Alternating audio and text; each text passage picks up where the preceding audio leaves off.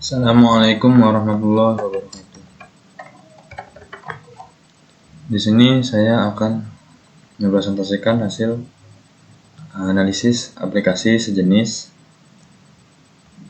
yang dimana yaitu aplikasi yang mirip dengan aplikasi yang dibuat oleh AI dan Atunya, yaitu dimana yang dibuat AI dan Atunya itu adalah aplikasi Polynomial Mart. Jadi yang aplikasi kompetitornya atau aplikasi sejenis, yaitu saya di sini memilih aplikasi Tokopedia. Sebelumnya, izin memperkenalkan diri. Nama saya Ahmad Zamroni, NPM 24783003, kelas Teknik Rekayasa Perangkat Lunak, kelas 1A. Baik, sekarang kita akan masuk ke pembahasannya. Jadi yang pertama kita memiliki tinjauan umum, yaitu apa sih aplikasi Tokopedia itu dan sejak kapan. Jadi Tokopedia merupakan perusahaan teknologi Indonesia dengan misi mencapai pemerataan ekonomi secara digital. Sejak didirikan pada tahun 2009, Tokopedia telah bertransformasi menjadi sebuah unicorn yang berpengaruh tidak hanya di Indonesia tetapi juga di Asia Tenggara. Tokopedia memiliki bisnis marketplace terdepan di Indonesia yang memungkinkan setiap individu, toko-toko kecil, dan brand-brand lain untuk membuka dan mengelola toko secara online atau daring. Hingga saat ini, Tokopedia menjadi marketplace yang paling banyak dikunjungi oleh masyarakat Indonesia. Sejak diluncurkan, layanan dasar Tokopedia dapat digunakan oleh semua orang secara gratis. Lanjut ke use case-nya. Jadi di sini ada use case-nya. Jadi ini adalah use case-nya. Di mana di sini saya memiliki 3 aktor, yaitu ada pembeli, penjual, dan kurir.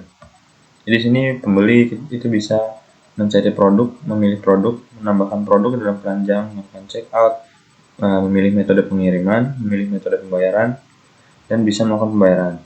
Juga di sini bisa memberikan ulasan produk dan bisa mengkonfirmasi bahwa produk telah diterima.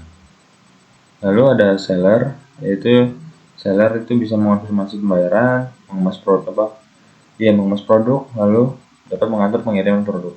Setelah itu, seller dapat mengirim produk ke kurir. Dapat memberikan produk ke kurir. Lalu kurir ada di sini. Kurir bisa mengantar produk dan kurir menerima produk lalu bisa mengantar produk.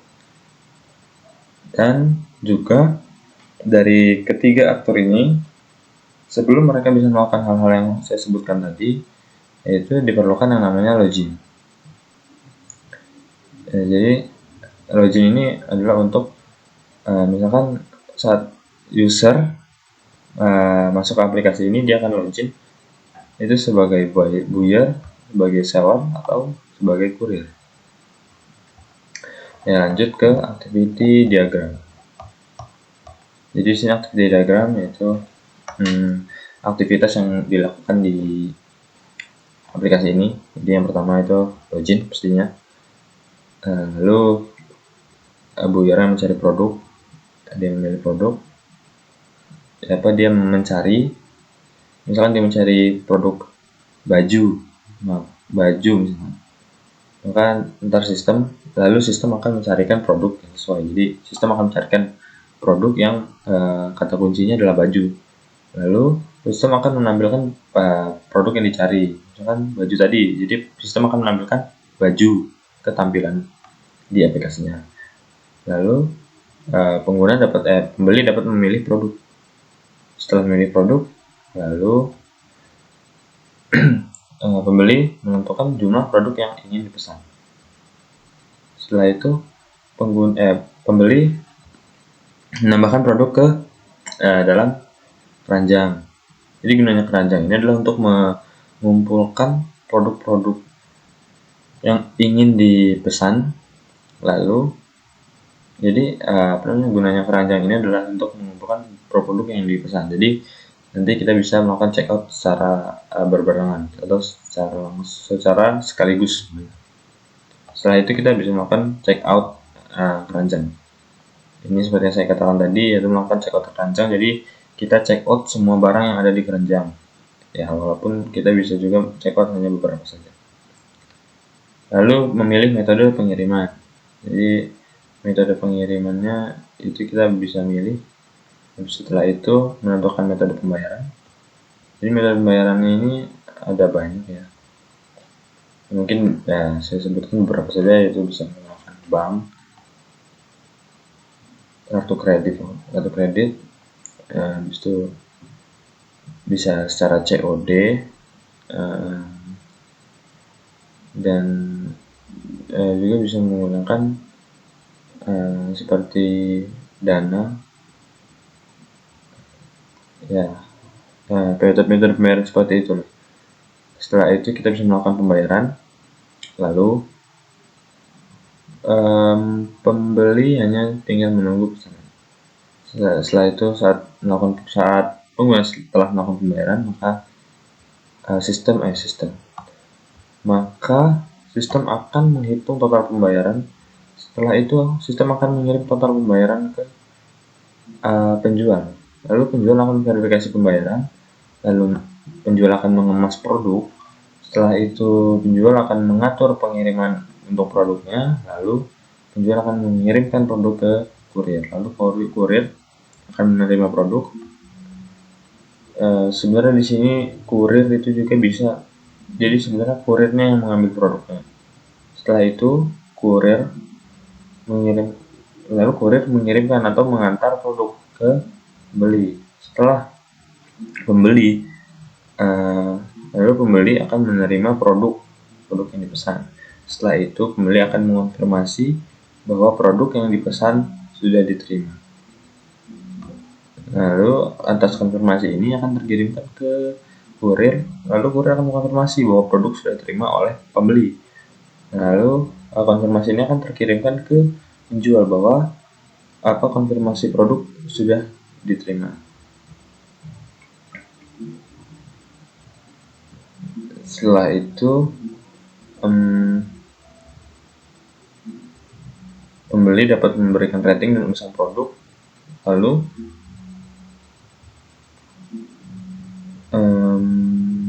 penjual akan menerima ulasan pelanggan yang sebelumnya yang diberikan rating dan ulasan produk ini akan masuk dalam sini, akan dilihat oleh penjual. Tentu saja penjual bisa merespon ulasan tersebut.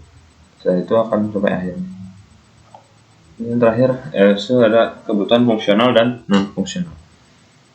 Jadi kebutuhan fungsional itu ada etalase atau tempat untuk memajang produk. Jadi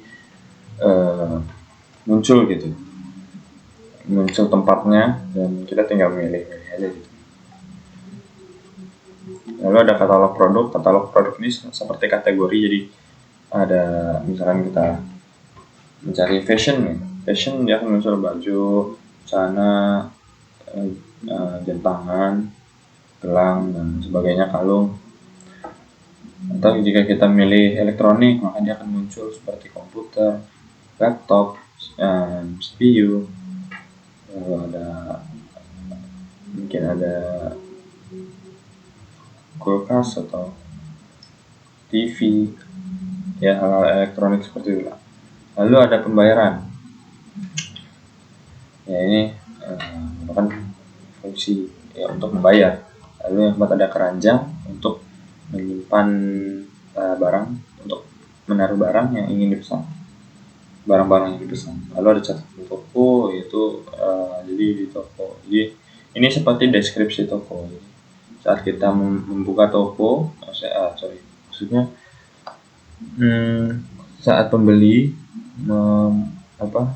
ingin melihat toko, maka di situ akan muncul deskripsi tokonya. Lalu ada admin toko. Admin toko ini adalah salah satu fungsional yang dimana user yang menjadi admin toko ini dia akan bisa mengatur barang-barang yang ada di toko tersebut, entah itu Entah itu dia akan mengatur bahwa berapa produk yang tersedia atau menambah produk. Nah, itu dia akan dilakukan dari toko ini. Lalu ada fitur fungsi pencarian produk. Jadi pencarian produk ini adalah ya untuk memudahkan pembeli tentunya untuk mencari barang yang ingin dia cari. Lalu ada promo dan diskon harga produk. Ya ini mungkin ada di semua aplikasi-aplikasi yang seperti ini, aplikasi jual beli. Jadi akan ada promo dan diskon harga produk. Mungkin contohnya itu seperti diskon promo tanggal kembar atau promo tahun baru atau promo tanggal hari-hari spesial. Ya seperti itulah. Lalu ada histori transaksi yang dimana ini gunanya adalah untuk jika kita setelah kita melakukan pembelian atau pemesanan, kita sudah mendapat barangnya, lalu akan muncul yang namanya histori transaksi. Maksudnya riwayat pembelian itu akan muncul di histori transaksi. Lalu ada rating. Sebenarnya ini histori dapat ditulis sebagai histori pembelian juga. Lalu ada rating dan ulasan produk. Rating ulasan produk ini ya tentunya untuk menilai barang yang kita terima, untuk produk yang kita terima, apakah itu bagus atau biasa aja atau malah jelek. Itu kita akan curahkan di rating dan ulasan produk ini. Jadi kita akan rating, mungkin jika barang jelek kita akan rating 2 bintang atau 2/5 2/10. Lalu kita akan memberikan ulasannya bahwa barang ini rusak atau bagaimana, atau barang tidak sesuai, ya, dimana itu akan bisa menjadi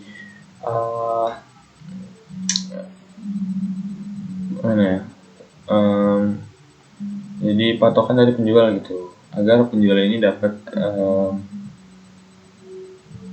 memperbaiki produk tersebut.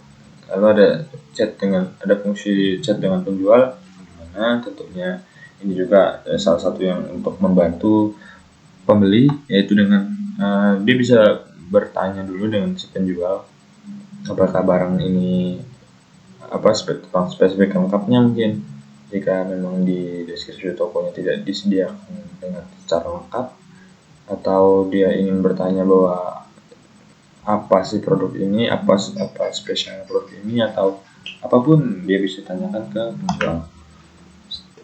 Selagi itu masih terkait dengan produk. Lalu ada yang namanya discuss produk. Sebenarnya discuss produk ini mirip seperti dengan chat dengan penjual, tapi discuss produk ini digunakan hanya untuk mendiskusikan tentang produk. Jadi satu produk tersebut. Jadi misalkan kita ingin membeli suatu produk. Jadi kita bisa melakukan diskusi produk. Dan dimana diskusi produk ini hanya ada di satu produk tersebut saja.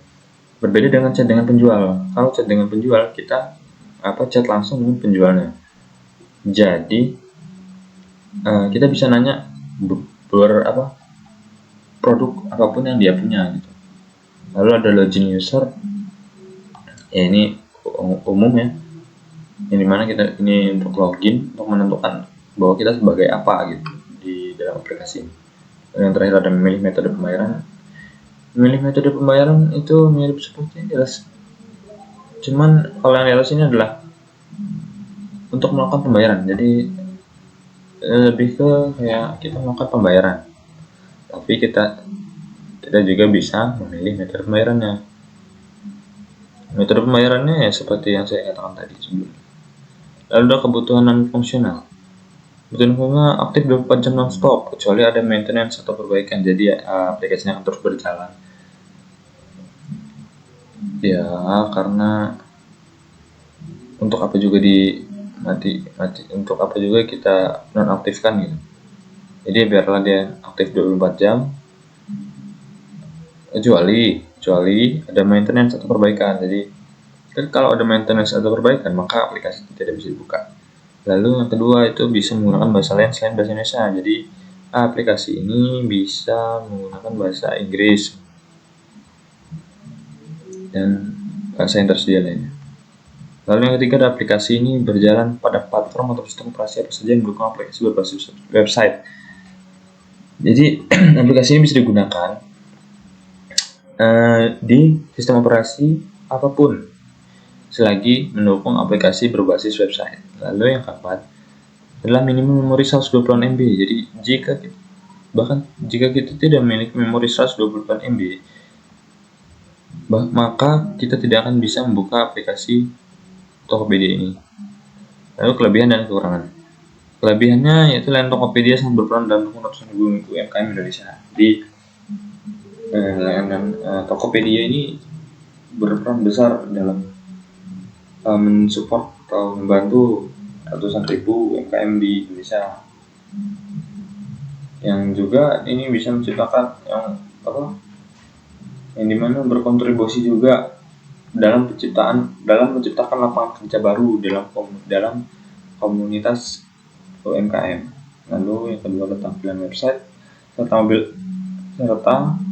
tampilan di mobile, aplikasi mobile itu terlihat fresh dan tidak terlalu ramai juga. Jadi terlihat sederhana karena aplikasi tersebut tampilannya dominan warna hitam. Jadi terlihat adem, fresh, segar. Lalu ada kecepatan loading yang cepat, dimana itu akan memudahkan proses pencarian dan tampilan produk. Lalu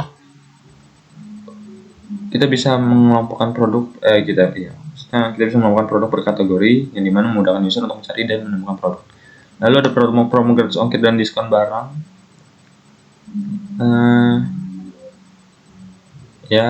Gratis ongkir dan diskon barang, saya rasa ini ada di aplikasi e-commerce lainnya juga. Ini harus spesial lah. Lanjut, bahkan pengguna dapat melaporkan status barang yang tidak sesuai dengan mudah. Jadi untuk pembeli atau pengguna itu untuk melaporkan jika barang tidak sesuai itu, maka proses returnnya itu tidak akan dipersulit. Jadi proses barang itu mudah gitu, selagi barang tidak sesuai dan memiliki buktinya. Lalu yang keempat adalah layanan keuangan serta pembayaran seperti pembelian pulsa, data listrik, air, dan lainnya yang dapat membantu user untuk menghemat waktu. Jadi user tidak perlu datang jauh-jauh mungkin ke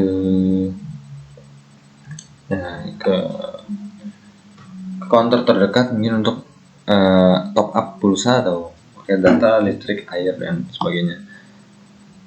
Transaksi pembayaran dapat dilakukan mudah dengan lewat saldo Tokopedia. Yang terakhir kekurangannya itu adalah biaya ongkir yang bisa menjadi faktor mengganggu yang dimana beberapa penjual mungkin memberikan harga produk itu murah, tapi ongkirnya mahal gitu. Ongkirnya yang dimana akhirnya menyebabkan ini sama aja gitu. Jadinya seperti harganya mahal tapi ongkirnya murah gitu. Ya hampir tidak ada bedanya. Jadi mungkin beberapa pengguna terganggu dengan hal ini.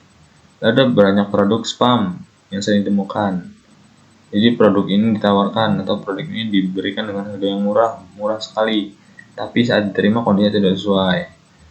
Misalkan di deskripsinya atau di gambarnya itu produknya terlihat bagus, mulus, tetapi saat sampai di rumah, saat barangnya sampai, ternyata barangnya kondisinya tidak sesuai, mungkin rusak, ada yang rusak atau robek sebagainya, terus atau pecah atau intinya barangnya tidak sesuai seperti yang diberikan. Yang dimana hal ini akan menyebabkan kesulitan menemukan produk murah. Tapi harus digarisbawahi bahwa tidak semua produk yang ditawarkan dengan harga sangat murah itu adalah produk spam yang barangnya kondisinya tidak sesuai saat sampai. Jadi jangan menyamaratakan gitu. Mungkin jika beruntung maka Anda akan mendapatkan barang yang murah dan kondisinya bagus. Ya itu hoki-hokian aja sih kalau dalam pembelian. Baik, jadi Di sini adalah referensinya. Saya mengambil dari beberapa website. Saya mengambil referensi. Dan juga saya mengambil beberapa teksnya. Baik, mungkin cukup dari saya, segitu saja. Saya ucapkan terima kasih. Saya mohon maaf apabila ada salah kata atau salah dalam penyebutan atau yang menurut kalian yang kira-kira salah. Saya minta maaf. Saya akhiri. Wassalamualaikum warahmatullahi wabarakatuh.